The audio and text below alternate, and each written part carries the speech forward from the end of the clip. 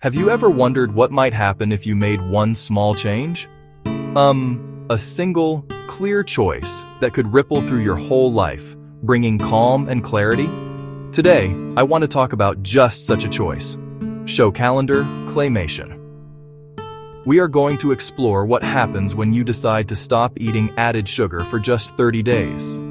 This is not about a complicated diet with 100 rules. It is a simple experiment, a gift you give yourself. The promise is clear. By taking this short journey, you can unlock simple, powerful benefits for your body and your mind. It's a chance to reset your system and see what feeling good really means. Many of us go through our days feeling a little tired, a little foggy, and maybe a little heavier than we'd like. We accept it as normal. But what if it isn't? What if much of that feeling is tied to the hidden sugars in our food? Sugar is everywhere. It is not just in the obvious places like candy, cakes, and soda. It hides in bread, in salad dressings, in pasta sauces, and in so-called healthy yogurts. This 30-day challenge is your opportunity to press pause on all of that and discover how your body is truly meant to feel. When we talk about quitting sugar, let's be clear. We are focusing on added sugars. These are the sugars and syrups put into foods during processing. We are not talking about the natural sugars found in a whole apple or a bowl of berries. Those foods come packaged with fiber, vitamins, and water, which help your body process the sugar slowly and steadily. Fruit juice, however, is a different story. A concentrated rush of sweetness. For these 30 days, your goal is to become a detective, reading labels and choosing whole, simple foods that nourish you from the inside out. The journey might have its challenges, especially at the start, but I promise you, the rewards can be profound.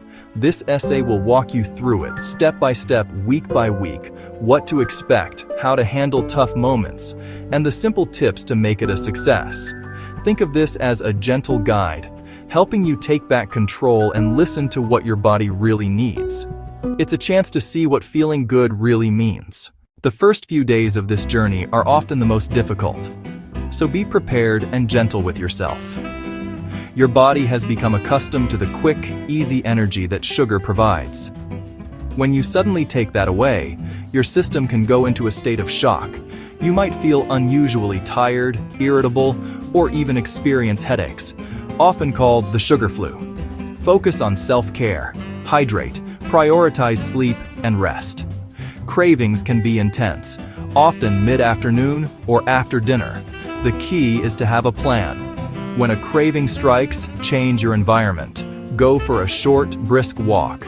Drink a large glass of water or a warm cup of herbal tea. Sometimes doing something different breaks the cycle. Focus on what you can eat. Build meals around protein, healthy fats, and fiber. Foods like eggs, chicken, fish, beans, nuts, and avocados help you feel full longer. This prevents dramatic blood sugar crashes. Need a touch of sweetness? Choose whole fruit like berries or orange slices. This phase is temporary. Be patient and celebrate small victories. Your body is recalibrating. As you enter week 2, something remarkable begins. The initial fog lifts. Fatigue and irritability fade. Without the sugar roller coaster, energy becomes stable and reliable. You're off quick fixes and on slow-burning, whole food fuel. Your sense of taste changes as your taste buds recalibrate. Visual. The natural sweetness in a carrot, the nutty taste of quinoa, the richness of unsweetened almond milk. An apple might taste as sweet as candy once did. Psychological habits linger. Become mindful of emotional triggers. Ask, am I hungry or bored, stressed or sad? Try deep breaths, a favorite song, phoning a friend, or stepping outside. Keep nourishing meals and ready snacks. Plan ahead. You're building a strong foundation. More energy, better sleep, clearer senses. By week 3, inner changes begin to show on the outside. People often notice a difference in weight, largely from reduced water retention. As sugar and processed carbs drop, your body lets go of excess water. You feel lighter and less bloated, especially around the midsection. Clothes may fit differently. Small wins motivate. Some notice clearer skin as inflammation decreases.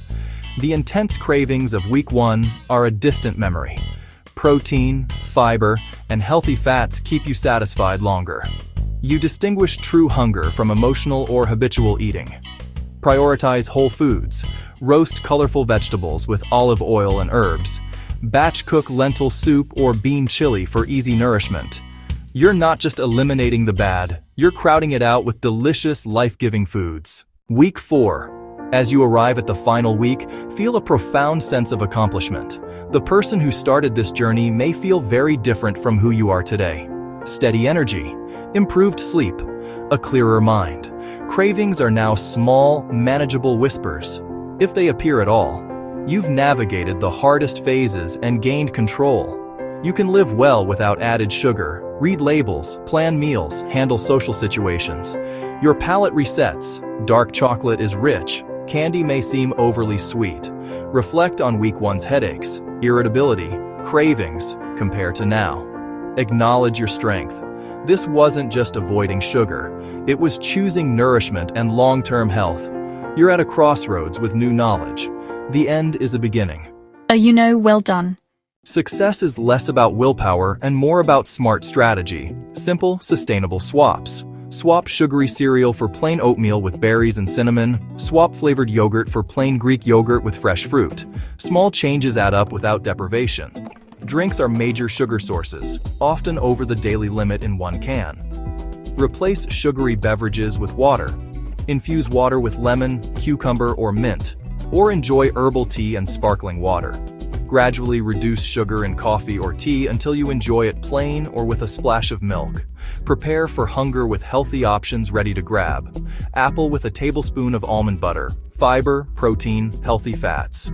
Cooking at home gives control. Make simple vinaigrettes with olive oil, vinegar, and herbs. Skip sugary jarred sauces. Make quick tomato sauces from basics. By choosing ingredients, you become the gatekeeper of your health. Parties and dinners are inevitable. Have a plan. Eat a healthy snack before you go to avoid temptation.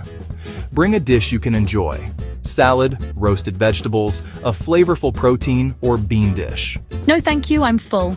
It looks delicious, but I'll pass for now. I'm doing a 30-day health challenge and avoiding sugar right now, but thank you so much for offering. Use a simple food diary or apps that scan labels to spot hidden sugar. Set small goals. One weekend or one event at a time. Reward progress with non-food treats. A bath, a book, a favorite walk. Focus on the company, the conversation, and your why. This journey is safe for most, but listen to your body.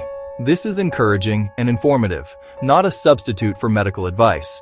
If you have conditions, especially diabetes or hypoglycemia, are pregnant or breastfeeding, or take diet-affected meds, talk to your clinician. Headaches and fatigue can occur early. If severe, dizzy, or persistent beyond a week, seek medical advice. Sugar affects mood. Support yourself with sleep, nature, and connection. Seek help if low mood persists. Your well-being is the top priority. Congratulations! You have completed the 30-day challenge. The goal was to break the cycle, reset your system, and feel truly nourished. Now you have the power of choice. How, when, and if to reintroduce foods. If you have a treat, choose something to truly savor and notice how it makes you feel. Aim for a sustainable balance, perhaps an 80-20 approach. You've built skills and habits to support you long-term. For those interested, I have included a link in the description to a hidden ritual to lose weight naturally. Your journey to a healthier you has just begun.